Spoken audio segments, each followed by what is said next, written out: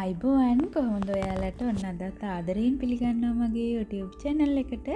අද මම ඔයාලට අරගෙන ඇවිල්ලා තින්නේ විනාඩි 5කින් 10කින් වගේ හරිම පොඩි කාලයකින් හදාගන්න පුළුවන්.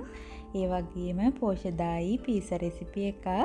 මේකට මම පාන් පිටි පාවිච්චි කරලා නැහැ. ඒ වගේම තමයි මේක ලිපේ විනාඩි 5කින් වගේ හදාගන්න පුළුවන්. ඉතින් මේක උදේට ඔයාලට දරුවන්ගේ කෑම පෙට්ටියට උනත් හදලා දෙන්න පුළුවන්. ඒ වගේම තමයි පීසා හදන්න පිටි අනාගෙන පිපෙන්න තියාගෙන ගොඩක් වෙලා ඉන්න ඕනේ නැහැ. පෝෂණයෙන් වැඩි නිසා දරුවන්ට හදලා දෙන්න උනත් පුළුවන් ඕනම වෙලාවක. ඉතින් අපි බලමු මේ පීසා එක හදාගන්නේ කොහොමද කියලා. මම මේකට අරගෙන තියෙන්නේ රුලන් කප් එකක්.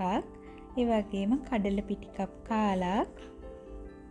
මුදෝපි කිරි කප් භාගයක්. තම්බල ගනිපු බඩ ඉරිඟු වැට කප් කාලක්. පාට තුනෙන්ම බෙල් පෙපර් වර්ග රතු කහ කොළ කැරට් අලයකින් භාගයක් විතර පොඩි කෑලි වලට කපලා තක්කාලි ගෙඩියකින් පළුවක් විතර ඇට ඉවත් කරගෙන කෑලි වලට කපලා අරන් තියෙනවා. ඒ වගේම ඔලිව් ටිකක් අමු මිරිස් කරල් 3ක් විතර හීනියට කපාගෙන තියෙනවා. මොසරෙලා චීස් කප් එකක් අරගෙන තියෙනවා මම. තක්කාලි සෝස් හරි පීසා සෝස් හරි පුංචි ප්‍රමාණයක් අපිට ඕන කරනවා. අපි බලමු මේක කොහොමද හදාගන්නේ කියලා. මම භාජනයකට රුලන් කප් එක දාගන්නවා. ඒකටම කිරි කප් භාගයක් දාගෙන මේ දෙක හොඳට කවලම් කරගන්න ඕන. අපිට මේ පීසා එකේ ටොපින් විදියට පාවිච්චි කරන්න උඩට අපි ගන්න එළවලු වර්ග, ඔලිව්, ඒ වගේම බඩ ඉරිඟු එහෙම අපි ගාව හදිසියට හොයාගන්න නැත්නම් අපි කැමති දෙයක් පාවිච්චි කරන්න පුළුවන්. චිකන් ටිකක් බෙදලා අරගෙන ඒ වගේ දේවල් ඔයාලා කැමති විදියට කැමති රසට දරුවෝ කැමති විදියට එකතු කරලා දෙන්න පුළුවන්. දැන් මම මේකට කඩල කිටි කප් කාලා එකතු කරගන්නවා. වතුර කප් කාලක් එකතු කරගෙන මේ දෙකත් හොඳට කවලම් කරගන්නවා. මේ දෙකත් හොඳටම කවලම් කරලා අපි මේක වහලා විනාඩි 5ක් විතර රෙස්ට් එකේ තියලා තියෙනවා. රුලන් වලට හොඳට වතුර එහෙම අල්ලන්න. විනාඩි 5කට පස්සේ මම මේකට එකතු කරගන්නවා පොඩියට කපා ගනිපු කොළ පාට බෙල් පෙපර් වලින් මේස හැඳි 2යි, කැරට් මේස හැඳි 2යි, අමු මිරිස් කරල් 2ක් 3ක් වගේ හීනි වෙන්න කපාගෙන ඒ ටිකත්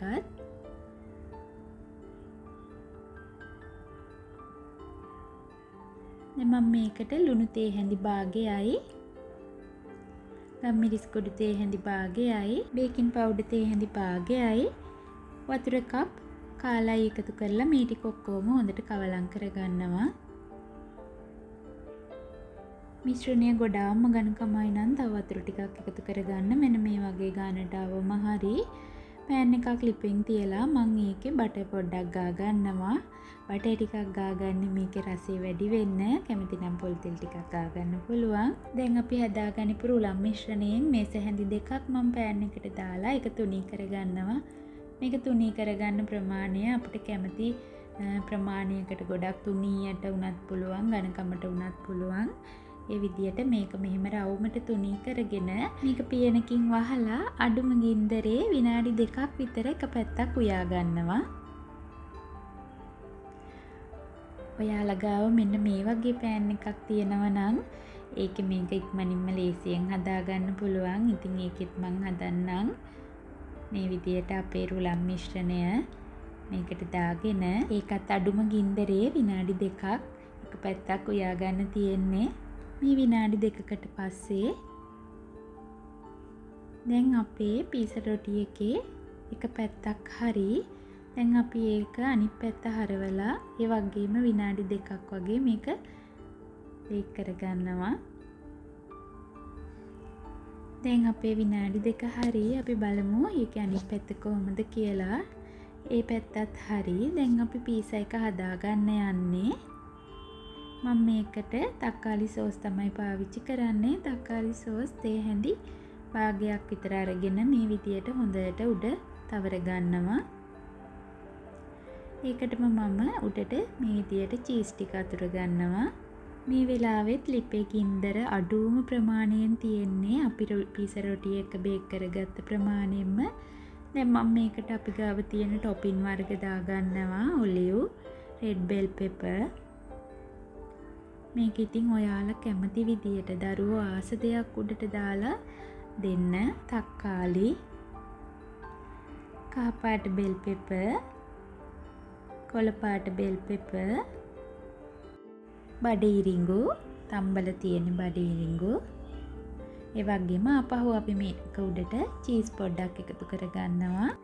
ඔරිගානෝ තේන්දි අටින් එකක් වගේ, මිරිස් කෑලි ඇඟිලි දෙකට චූට්ටක් අරගෙන ඒ ටික උඩට දාගෙන මේක වහලා මම චීස් ටික මෙල්ට් වෙනකන් පොඩි වෙලාවක් තියාගන්නවා. මේ අපි අද හදාගනිපු අනිත් පීස ටික. ඒකෙත් මං අනිත් පැත්ත බේක් කරගන්න යන්නේ. මේ ගනිපු අමුද්‍රව්‍ය වලින් අපිට සාමාන්‍යයෙන් ලොකු ඝනකමට නැතුව තුනියට පීස 15ක් වගේ හදාගන්න පුළුවන්. ළමයි කොහොමත් ගොඩාක් මේ පීස රොටි එක ගන්නට આવුත් කන්න කැමති වෙන්නේ නැහැනේ ගොඩක් වෙලාවට. ඒ නිසා මේක තුනියට ගන්න තරමට හොඳයි. මේ සැහැඳි දෙකක ප්‍රමාණයක් නැතුව මේ සැහැඳි එකමාරක ප්‍රමාණයක් වගේ එකතු කරලා හදාගත්තම තුනියට හදාගන්න පුළුවන්. දැන් මම මේකත් විනාඩි 2ක් අනිත් පැත්තත් බේක් කරගෙන මේකත් අර විදියටම සෝස් ටික ගා ගන්නවා. ඊළඟට චීස් ටික එකතු කරනවා. දැන් කලින් වගේම අපි ගාව තියෙන එළවලු ටික එකතු කරනවා. Olive, red bell pepper, yellow bell pepper, green bell pepper, තක්කාලි, අපව චීස් ටිකක් උඩට එකතු කරලා ඔරිගානෝ ටිකක් මේ විදියට ඉහගෙන ඇඟිලි තුඩු දෙකට ගන්න ප්‍රමාණය මිරිස් කෑලි ටිකක් ඉහගෙන එකත් විනාඩි 2ක් විතර බේක් කරනවා. මේ තියෙන්නේ අපි හදාගනිපු පීසා එක. චීස් ටික එහෙම හොඳට තිය වෙලා බලන්නකෝ. බබාලා ආස කරන විදියට පාටට හරි ලස්සනට තියෙනවා. ඉතින් මේක හරිම රසයි. රසටත් වඩා මේක හරිම ගුණයි. ඉතින් පාන් පිටි වලින් හදලා දෙනවට වඩා දරුවන්ට පෝෂ්‍යදායී විදියට ඒ වගේම ලේසියෙන් දරුවෝ ඉල්ලපු ගමන් හදලා දෙන්න පුළුවන් විදිය පීසා එකක් මේක. ගොඩක් වෙලා ඉතින් පිටි අනාගෙන පිටි පිපෙනකන් ඉන්න ඕනේ නැහැ. ඒ වගේම oven එකක් නැහැ කියලා ප්‍රශ්නයක් නැහැ. හරිම ලේසියෙන් පහසුවෙන් අගුණයක් වෙන්නේ නැතුව දරුවන්ට හදලා දෙන්න පුළුවන් කෑමක්. ඉතින් ඔයාලත් හදලා බලන්න මේක. හදලා බලලා රස කොහොමද කියලා මටත් කියන්න.